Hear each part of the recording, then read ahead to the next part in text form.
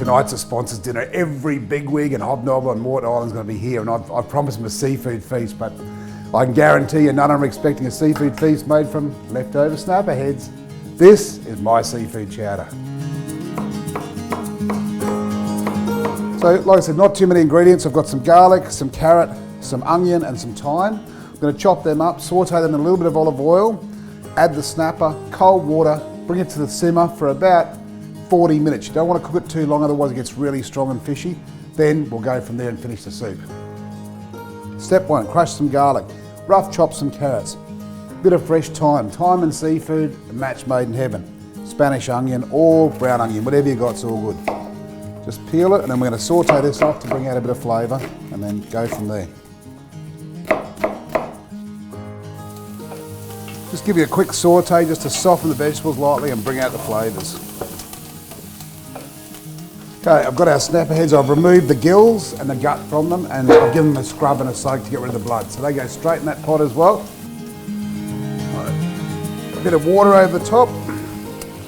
Bring it to the boil, turn it down, and give it about 45 minutes on a very, very low simmer, and then we'll go from there.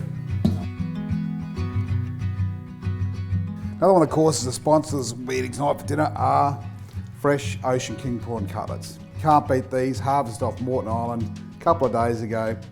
The best prawn in Australia by far. So to prepare them, it's a really, really simple thing. Grab your prawn, one movement, head off, thumb, midsection off, hold it by the tail, legs off, and there you go. Devein. Deveining, all that does is remove the intestinal tract, make them cook a little bit more evenly, and that's it. Prawns are expensive, so it's really important to know how to pick a quality product. My first question for any fishmonger is it Australian? My second question, if I'm in Queensland, is it in Queensland? And is it fresh? A few other things to look for with a fresh prawn. These whiskers are intact. As soon as these prawns have been frozen, they get broken in the box and they get very short, and you can see it's been frozen. Always look for the eye. The eye should be round, glossy, not dried and shriveled. The head, clear. And when you hold the prawn up to the light, it should be almost see-through. So that's a pretty good prawn. That's a really good prawn. Walking into a fish shop can be a really daunting experience. There can be 5 or 6 different varieties of prawns, different grades, sizes, and forms. To me, this is the king of prawns. This is king prawn, harvested right here off Moreton Island. They get them to Mooloolaba, to the Tweed Heads. This is the prawn. People say to me, does it matter if the prawn's big? Is it a good prawn?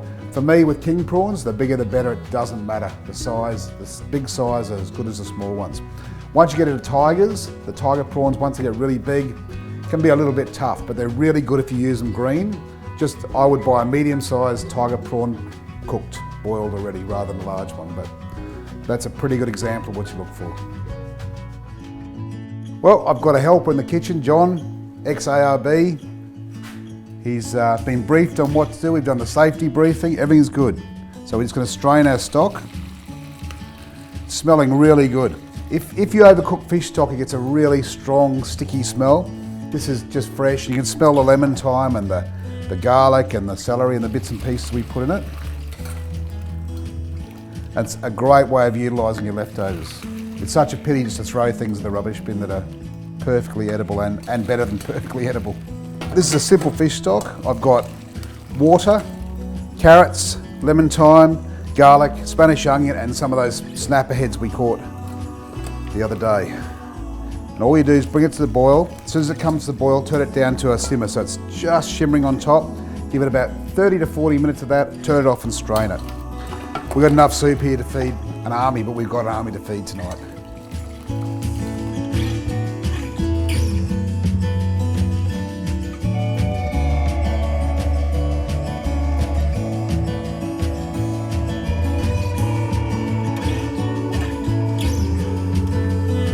So our butter's melted, now it's time to add a bit of plain flour to a mix. I don't know the exact amounts, I'm a chef, I'm not very good at that sort of stuff. You can usually tell your roux base will be nice and thick, and just cook it out for a couple of minutes so it goes a really light golden colour.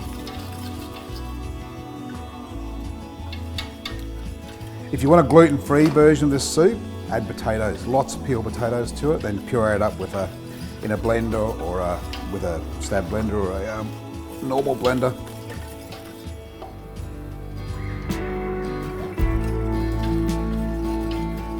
It's very important to cook your flour out, otherwise you'll have a floury taste to it. See the way it's bubbling, it's nice, it's slightly golden. Then we add the hot stock, so ladle by ladle. Just bring it all together, bind it so you don't have any lumps in it. Then we'll just keep adding more stock till we get the right thickness.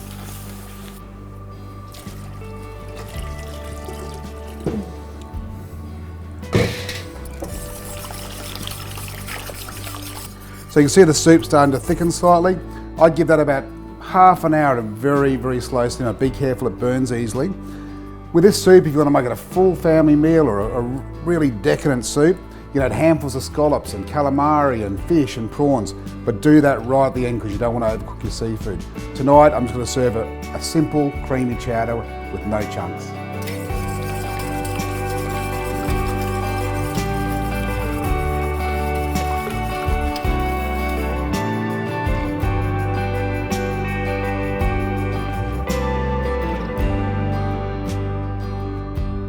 I've come downstairs to the Castaway's kitchen. I'm getting some help from the local crew, and these guys are good.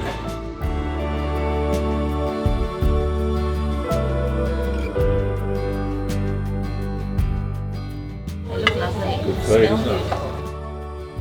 The girls in the kitchen are absolutely fantastic here. They just did everything I asked and more. And the snapper was stuff, Dean and I went out with a mate of mine. We caught a few snapper 2 days ago, so you're eating something we actually harvested with our own hands.